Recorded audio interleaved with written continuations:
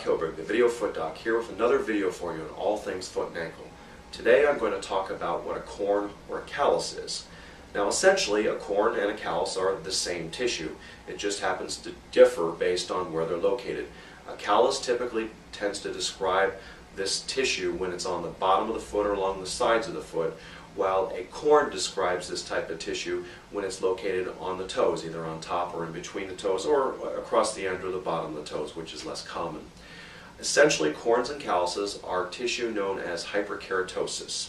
Hyperkeratosis is simply a thickening of the outer layer of the skin that occurs in response to abnormal pressure.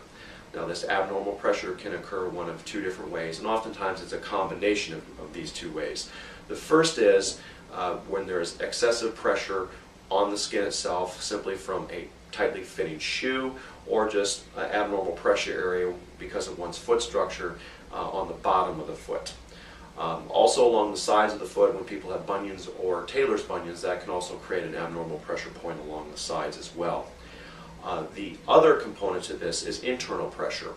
Internal pressure can come from an abnormal position of the bone, either a bone that's too big and sticking out, or bone deformity such as seen in hammer toes, where the toes actually curl up and make the actual bones more prominent towards the tops of the toes. Usually corns and calluses develop as a result of the combination of both of these, where there's too much external pressure either from the shoe or the ground below, or too much internal pressure because of bone deformity underneath. Now, corns and calluses can become very painful just because as that tissue thickens, it creates more pressure to the skin underneath, which will irritate the skin nerves located directly underneath that area.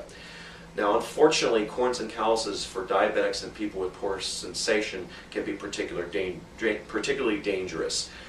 The normal response to a painful corn and callus is to simply wear a different shoe that doesn't cause pain against it, to put padding on it, or to shift your weight slightly so that you don't feel the pain of walking on one of these things. When you have poor sensation, such as people who are diabetic or people who have nerve disease, that pain isn't present, and so people continuously walk on these corns and calluses, and they continuously get thicker and thicker and thicker. Eventually what happens is that the skin underneath the corn or callus starts to die, and a crater is formed essentially where the skin dies, and a wound or an ulcer forms. Now, these wounds and ulcers are hard to see underneath the callus unless you know what you're looking for, and potentially these can worsen to the point where that wound can go all the way down to bone and pose a particular danger of infection and further problems in diabetics and people with poor sensation. Well, I hope you enjoyed this video on all things foot and ankle.